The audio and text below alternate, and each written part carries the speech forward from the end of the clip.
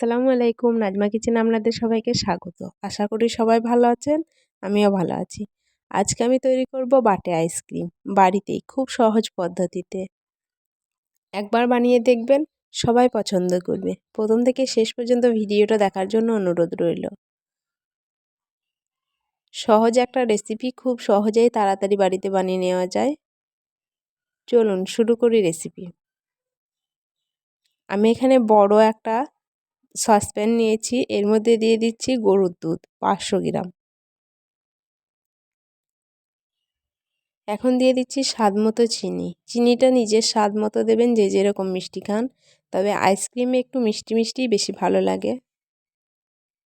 দুধের সঙ্গে চিনিটা খুব ভালোভাবে মিশিয়ে নিয়েছি।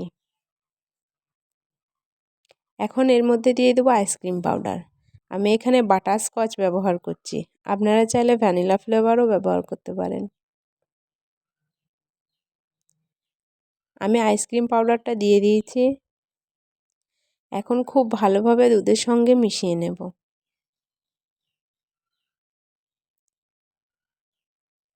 খুব ভালোভাবে মিশিয়ে জাল করে ঘন করে নেব।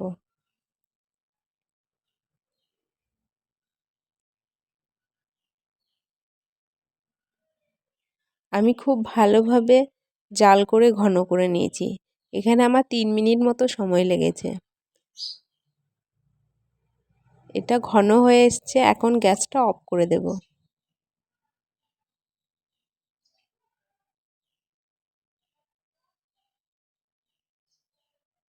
গ্যাস অফ করে দিয়েছি, এখন কিছুক্ষণ ঠান্ডা করে নেব।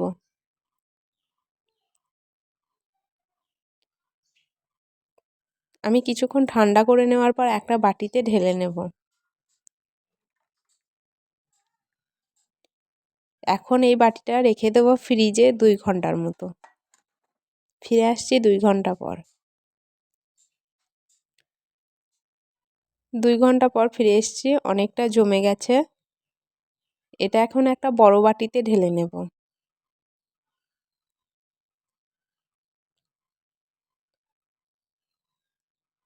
আমি বড় বাটিতে ঢেলে নিয়েছি। এখন একটা ইলেকট্রিক ব্লেন্ডারের সাহায্যে ফেটে নেব।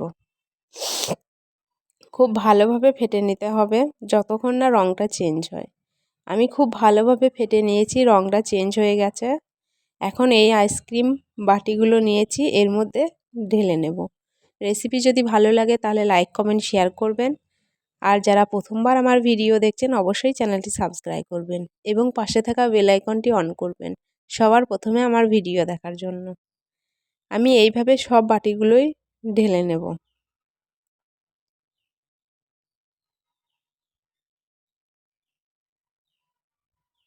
কতটা সুন্দর হয়েছে দেখুন, একদম পাতলা একটা ফোম টাইপের হয়েছে। সব বাটিগুলো আমি ভর্তি করে নিয়েছি। এখন উপর থেকে একটা কাগজের ঢাকনা দিয়ে ঢেকে দেব।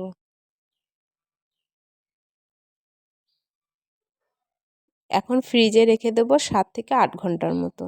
এইভাবে বাড়ি থেকে তৈরি করে নেবেন আইসক্রিম। আজকের মতো এই পর্যন্ত। খোদা হাফেজ, টাটা।